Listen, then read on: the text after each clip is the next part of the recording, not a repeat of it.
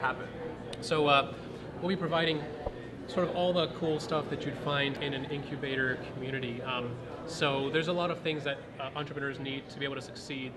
So some of that might be, for example, accounting, legal advice, but also connections with investors, the capital that they need to succeed.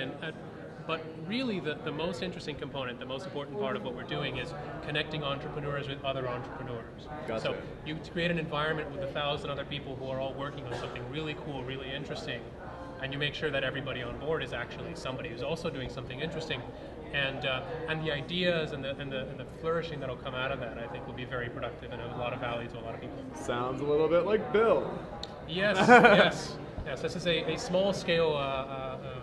We're copying this on a much larger level. Yeah, awesome. So you just gave a talk, or you're about to? I just gave a talk. Just gave a talk. Yes. What was your talk called? It was called Blue Seed, the Brain Magnet. Okay. So the idea behind that was we want to attract the best and brightest from all over the world and bring them on board. Because right now a lot of people want to come to Silicon Valley. They want to create technologies here in the country because Silicon Valley is sort of the most fertile place in the world to do so. Right. Especially if you have a tech startup. Maybe. Of course. And everybody knows that, right? Right. So there's other places around the world. You know, it's not like it's impossible to create a tech company in Belgium, say, but it's much more difficult. So we want to take that idea of Silicon Valley being the best place to do this and expand it to the rest of the world. Okay. Because if you're right now from Belgium or from Russia or wherever, and you want to come to Silicon Valley to create a company, but you're either not personally fantastically wealthy and you can't afford the investor visa. Right. There are not very many options for you to be able to come to Silicon Valley and work on the company. There just isn't an avenue, there's not a channel. The US government has not designed the law such that entrepreneurs can come here and do that.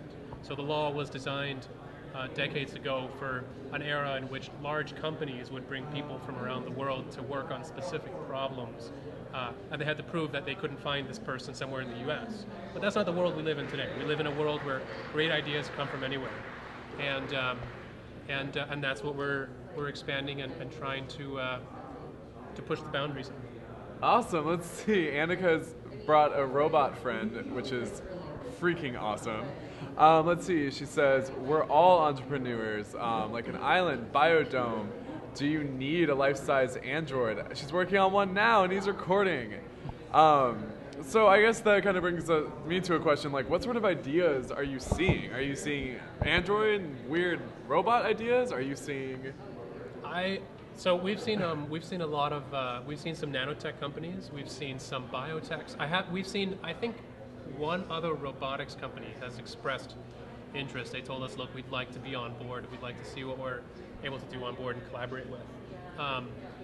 So mostly it's been software companies, web companies.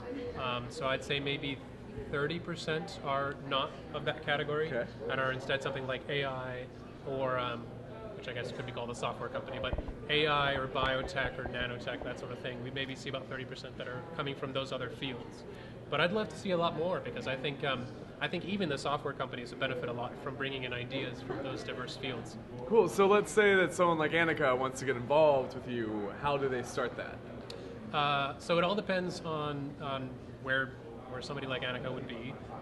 So if you're already funded, if you already have some money coming in. She's in LA. Well, hey, that's awesome. So about 20% of the people who suggested that they'd be interested are from the U.S. So I have a ton of friends at BIL. Yay! You have a friend in us too. Oh no, wait. We're coming back. Oh, we're coming back. Yeah.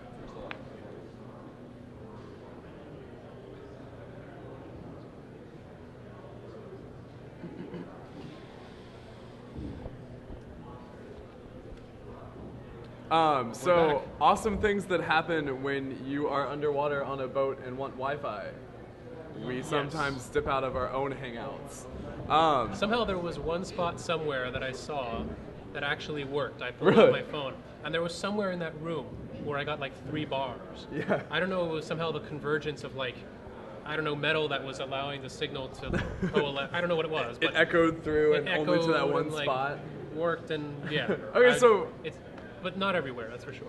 For people who don't know, we are sitting on the Queen Mary in what used to be a giant turbine room. To the left of us is the old boiler room. And BIL. What is BIL? What does BIL stand for? That is a great question. What does BIL stand for? BIL stands for whatever you want BIL to stand for, actually. So we need a B letter, a word that starts with B, a word that starts with I, and a word that starts with L to define your BIL experience so far. It's called a BILism. Huh, okay. I know it's hard. I was doing this earlier. I got two of the letters. What do you think?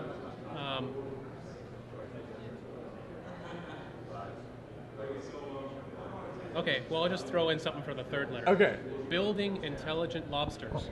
Yes. Why not? Yeah. That's what we got. We should put that on the webpage. That's a pretty good one.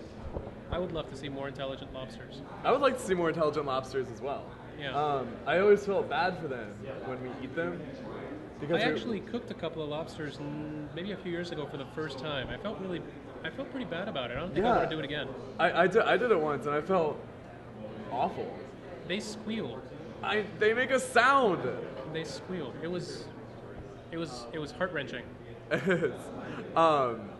So we're done here, but not before you give us your final thought to leave people with. My final thought is I would love for everybody to be thinking what can I do that leverages the future to come about more quickly than it otherwise would. So in 100 years, what could I have been doing now such that 100 years from now we're as advanced and as in an awesome a place as we possibly could be. Badass. All right, well, let's say goodbye here. We hug. So, cool. Goodbye, Max. Thank you. Thank you for having me. We're going to see more of you. Yeah. And we'll be hanging out again shortly. Bye, Annika. Thanks for joining us.